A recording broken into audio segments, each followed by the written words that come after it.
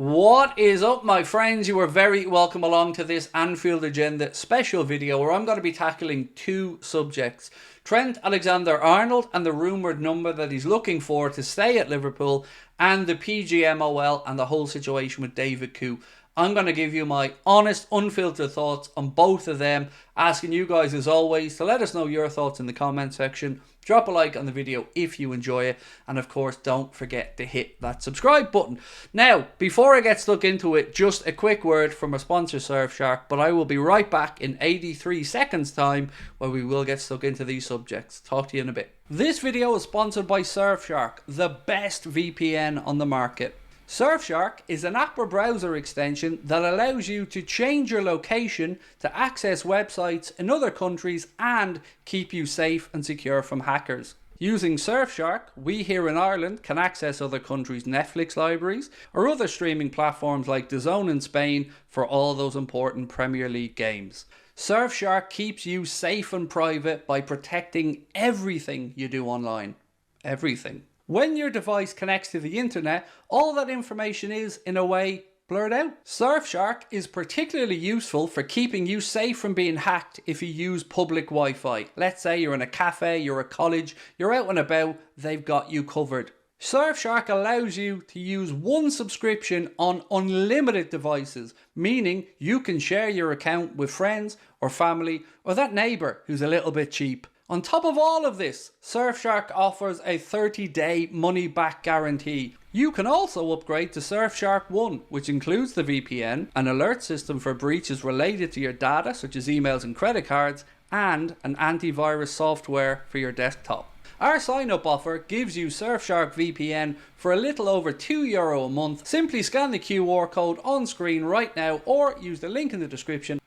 Right, my friends, we are back, and as promised, I'm going to get straight into it. So, Trent Alexander-Arnold. A report came out that suggested that Trent wants to become the highest paid English player in the Premier League to remain at Liverpool Football Club. So that means we're putting him somewhere around the £300,000 to £350,000 a week mark that it's believed Marcus Rashford and Saka at Arsenal are on. And I have to say, in all honesty, I don't think Trent Alexander-Arnold is a £300,000 a week plus player in this team. I just don't see it. I don't feel like if he wasn't a Scouser, we'd be having this conversation to even think about the idea of £300,000 to £350,000 a week. I want to make something really clear though. I want Trent to stay. I just don't think there is value or fairness in that amount of money to give to Trent, because I don't believe he'll get it elsewhere, and I don't think that Liverpool should pay him that much money. Yes, Liverpool are under a bit of pressure right now. They have to try and get Trent to stay. But ultimately, if Trent really does want to stay, then I don't think it will solely come down to money, and I think a more reasonable fee could be agreed. Certainly, it could be revisited again in a year or two if his influence on the team continues to increase. But as I say here right now, and having spoken to many Liverpool fans at the live show last night, I don't get the feeling that there are too many that think that he is worth that pay. I just don't see it personally. But it is just one man's opinion. Again, I want to be really clear. I want Trent to stay, and I have no problem with him maybe going up to 250 grand a week. But ultimately, he's a right back. His impact on our team is important, but he's still a right back.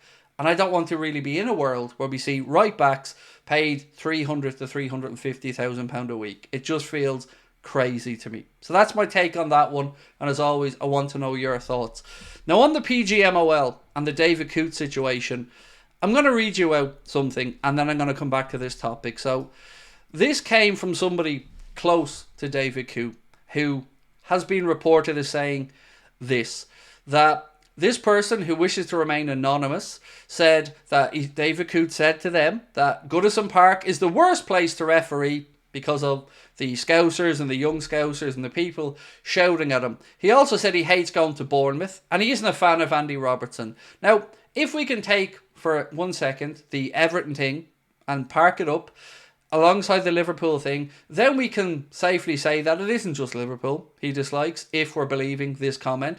He just doesn't like Liverpool City in general, doesn't like Scousers in general. So then we move on to not liking Andy Robertson. Okay, keeps going on though. He said that he's speaking out to highlight David Coote apparently bragging of taking drugs repeatedly during tournaments and big Premier League matches. Quote from this person said, "I believe that the FA and the governing body of the referees have to make sure that the sport that we all love is protected and being officiated by the right people. My message to David Coote is, there's help out there. The video of him bad-mouthing Klopp didn't surprise me at all. He said to me Liverpool would definitely not win the Premier League. It just makes me question the kind of people running the Premier League. He's also described Andy Robertson as a Scottish P word this time." So let's just take that in its own unique setting for a second. He said that Liverpool would definitely not win the league. Now, you can interpret that a load of different ways. Maybe he just doesn't think Liverpool are good enough to win the league. But there's also the possibility that maybe he's going to make sure that if he can help it, maybe they don't. Now again, we are getting into conjecture territory here. But my whole point is, if you take the David Coote situation with the new accusations that he tried to organise another drugs party after the Manchester City Spurs game, where again, another person seemingly close to him has shared with newspapers, and one particular newspaper whose name we're not going to mention because they don't deserve their name mentioned, and you know what I'm talking about here. They've said that, again, they've seen screenshots of David Coote and this person saying 5 or 10 minutes before the kickoff of that game, they just booked the hotel for after the game to have another one of these sessions, shall we say. Now, of course, all of this has to be verified, and I'm sure that the PGMOL and the Premier League will bring all this information together, deem if it's credible, if it's not credible. But there's one thing that I do want to say.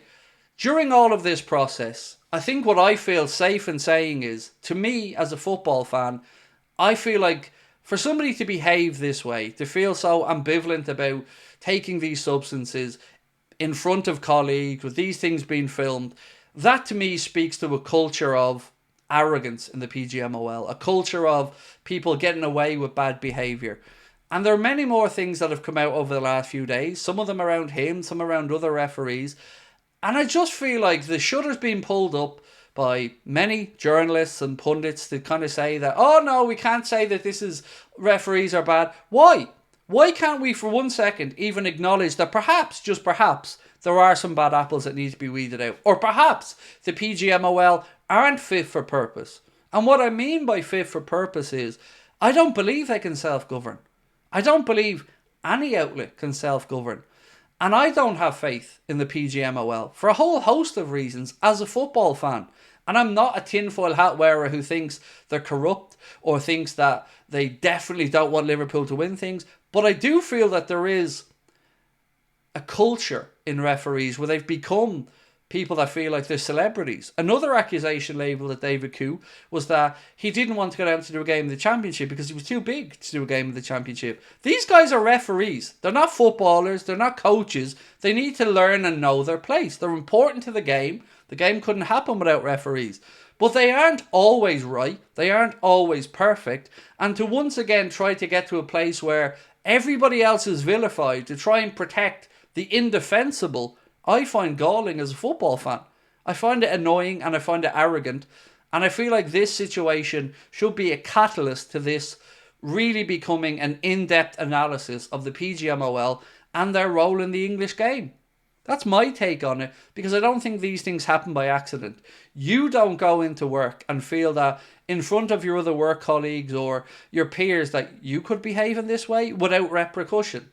Why does he feel so comfortable to do these things? That's the question that I really would like to have answered here. So now it's over to you guys. Let me know your thoughts in the comment section. Maybe you agree, maybe you disagree. To me, it doesn't matter who you support. I'm speaking on behalf of all football fans because I don't feel there's a cabal or everybody trying to screw over Liverpool. I don't. But I do feel that we have to be adult about this and admit that maybe, just maybe, some referees don't like a manager or a team or a city, and that's a problem. And if you don't think that's a problem, then I guess none of us get to complain about these decisions week in and week out, because it's getting worse for me since VAR came in, not better. Some people put it down to the quality of refereeing in this day and age. But to me, again, I say it's a mixture of that and the media, and by media I mean the broadcasters, turning these guys into mini celebrities. We should barely know their names. They're there to officiate, and they should never be abused. They should never be screamed at profanities by the players. And I certainly agree with referees being respected and that being taught to kids from a young age. I think we can learn a lot from other sports in it. But I also don't believe that they're all perfect and that aren't a few bad apples who've gotten in. Because we've seen referees sacked madly, as an example, made a poor judgment joke to a friend of his about a disabled parent at his school. Look it up yourself if you want to find out about it, or at his son's school or his child's school. And he was sacked. So I definitely expect that this is the end of David Coote's career in the Premier League. But I also would like this to really evolve into a genuine question about the role of the PGMOL and who runs it and who they're accountable to. Love to know your thoughts. I'll catch you for tonight for the Late Night Agenda. Until then, thank you for watching and appreciate your feedback.